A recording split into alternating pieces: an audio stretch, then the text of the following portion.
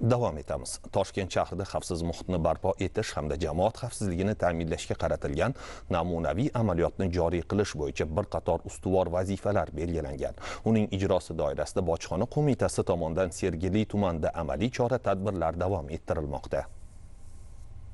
Ta'kidlash joizki, bozorlar fuqarolar bilan eng gavjum obyektlardan bo'lgani sababli bozorlar hududidagi turli qonunbuzarliklarni sodir etilishi, xususan yashirin iqtisodiyotning saqlanib qolinishi xavfi yuqori hisoblanadi. Masalan, Sergeli avtomobil bozori sig'imi kuniga 3240 ta yengil va yuk avtotransport vositalarini tashkil qiladi. Bozor hududida 900 ga yaqin savdo do'konlari va konteynerlar faoliyat yuritadi. Manzilga bir kunda minglab fuqarolar kirib chiqishadi va avtomobillar oldi-sotisi hududidan pullik tarzda foydalanishadi. Shuningdek, bu yerda do'konlarni ijaraga berish va boshqa pullik xizmatlar ko'rsatiladi.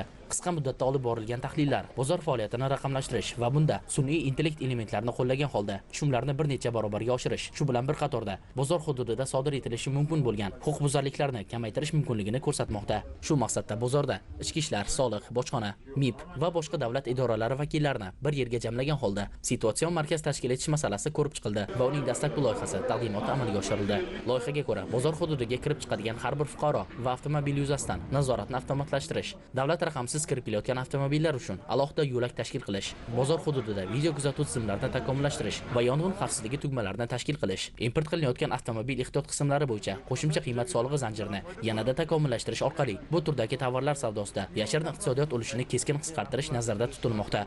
Shu kuni Bojxona qo'mitasi rahbariyati Sergeli tumanidagi dehqon bozori faoliyatini ham ko'zdan kechirdi. Bozor hududidagi hostellarni nazorat qilish mexanizmini ishlab chiqish, bozorlarni boshqarishni raqamlashtirish hamda huquqni muhofaza qiluvchi organlarning axborot tizimlari bilan integratsiyalash orqali yashirin iqtisodiyotning oldini olish ham huquqbuzarliklarni kamaytirish mumkinligi ta'kidlandi.